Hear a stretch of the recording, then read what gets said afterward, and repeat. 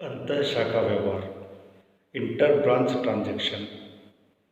किसी संस्था की जब अनेक शाखाएं होती है और वे शाखाएं परस्पर एक दूसरे के साथ व्यवहार करती है तो ये व्यवहार अंतः शाखा व्यवहार कहलाते हैं। जैसे एक शाखा द्वारा दूसरी शाखा को माल का प्रेषण, एक शाखा द्वारा दूसरी शाखा को रोकड़ भेजना, एक शाखा द्वारा दूसरी शाखा के व्ययों का भुगतान करना, ये सब अंतः शाखा व्यवहार कहलाते हैं। अंतः शाखा व्यवहारों का लेखा करने के लिए शाखा की पुस्तकों में किसी दूसरी शाखा का खाता डेबिट या क्रेडिट नहीं किया जाता है, वरन इन अंतः शाखा व्यवहारों को लेखा करने के लिए शाखाएं प्रधान कार्यालय खाते के माध्यम से लेखा प्रविष्टियां करती है। उदाहरण के लिए अजमेर शाखा द्वारा कोटा शाखा को माल भेजा गया।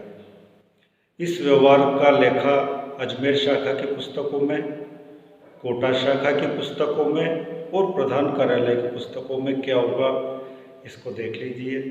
सबसे पहले अजमेर शाखा की पुस्तकों में अजमेर शाखा ने माल कोटा को भेजा है तो goods received from head office account तो होगा क्रेडिट और हेड ऑफिस अकाउंट होगा डेबिट अजमेर शाखा की पुस्तकों में। यानी इस व्यवहार की अजमेर शाखा की पुस्तकों में प्रविष्टि होगी head office account DR to goods received from head office account.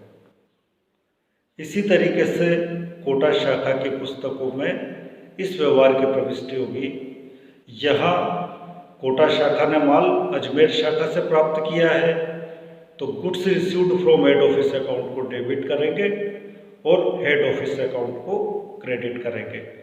यानी कोटा शाखा की पुस्तकों में प्रविष्टि होगी goods received from head office account DR to head office account, और हेड ऑफिस की पुस्तकों में इस व्यवहार का लेखा करेंगे जो शाखा माल प्राप्त कर रही है उस शाखा के खाते को हेड ऑफिस अपनी पुस्तकों में डेबिट करेगा और जो शाखा माल भेज रही है उस शाखा के खाते को प्रधान कार्यालय अपनी पुस्तकों में क्रेडिट करेगा। कोटा शाखा ने माल प्राप्त किया है अतः कोटा शाखा का खाता डेबिट और अजमेर शाखा ने माल भेजा है इसलिए अजमेर शाखा का माल खाता अजमेर शाखा का खाता क्रेडिट। यानी प्रविष्टि होगी हेड ऑफिस की पुस्तकों में Kota branch account DR to Ajmer branch account.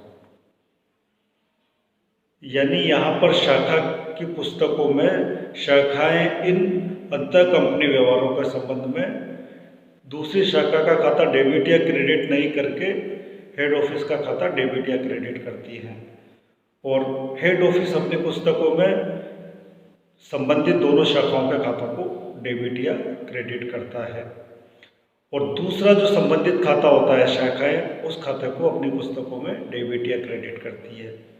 यहाँ इस उदाहरण में अजमेर शाखा ने माल भेजा है यानी अजमेर शाखा के लिए माल खाता क्रेडिट होगा और हेड ऑफिस खाता डेबिट होगा। कोटा शाखा ने माल प्राप्त किया है तो माल खाता डेबिट होगा और हेड ऑफिस का खाता क्रेडिट होगा। और हेड ऑफिस की पुस्तकों में कोटा ने माल प्राप्त किया है अतः कोटा शाखा डेबिट और अजमेर शाखा ने माल भेजा है तो अजमेर शाखा क्रेडिट।